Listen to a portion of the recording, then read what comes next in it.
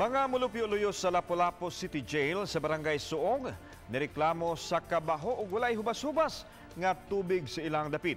Ang jail facility gitumbok nila nga mao'y gigikanan sa bahong tubig. Ano ang balitang barangay? Daw usa na ka lake nga gitubuan sa Water Lily kining dapita. Kini ang gianto sa mga mulupyo. Dinhi kan sa mga balay nag-ubog na sa baha. Makita kining tubig nga itom ang kolor nga adunay baho. Gani ang ilang tabay nga mao'y tinubdan sa ilang tubig nga ikaligo, pagpanghugas o pagpangluto, apektado na usab. Nahadlok ang mga mulupyo nga makamugna kini og sakit, ilabi na sa mga bata. Usa sa mga problema nila tungod kay ilahang tinubdan sa tubig kining tabay ang murag contaminated no sa tubig ikan diri sa ibabaw. Kung ato makita, mapokus dunay buwa. Gabuwa na, no?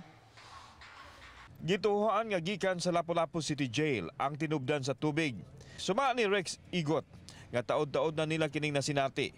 Iyang gidugang nga kaniadto na ugan na daw ang dapit human mipadangat og reklamo sa kanhi nagdala sa jail facility. Apan nibalik na usab kini karon nga problema. Panawagan nilang mahatagan og solusyon ang ilang problema. Sir,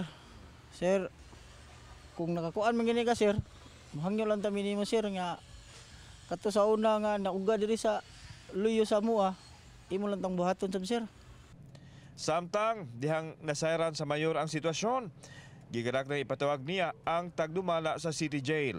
Actually, naatiman naman na kay di man na tungod, wa naman gay sila magpigiri diha ang sa prisuhan. O ang sa prisuhan man na nga side nga damurag lapo ko unsa. Wa naman gani kaayo. So anyway, I'll call again the attention sa atong jail warden. Gigadak na usab nga kuhaan pa sa ilang habig ang opisyal sa Lapu-Lapu City Jail.